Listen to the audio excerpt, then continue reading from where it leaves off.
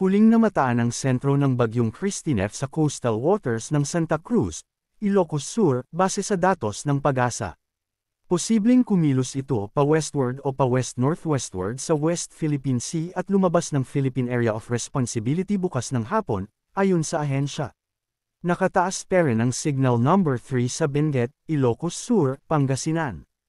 Habang Signal Number 2 naman sa Metro Manila, Batanes, Cagayan including Babuyan Island, Isabela, Quirino, Nueva Vizcaya, Apayao, Kalinga, Abra, Ifugao, Mountain Province, Aurora, Nueva Ecija, Tarlac, Zambales, Bataan, Pampanga, Bulacan, Rizal, Cavite, the western portion of Batangas, the northern portion of Quezon, including Polillo Island, Lubang Islands.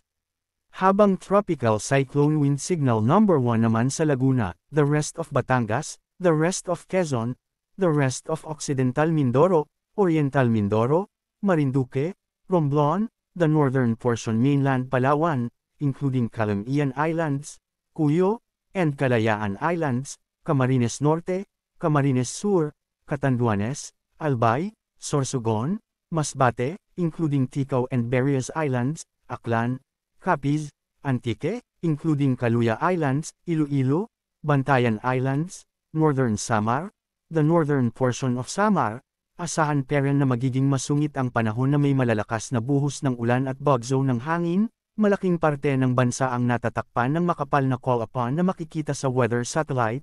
Bukod sa Bagyong Christine, may isa pang sama ng panahon sa Pacific Ocean malapit sa Mindanao ang nagbabadyang pumasok sa Philippine Area of Responsibility.sa. Ngayon wala pa itong direktang epekto sa bansa at binabantayan pa. Manatiling nakatutok sa weather balita para sa bagong update. Don't forget to subscribe. Thank you for watching.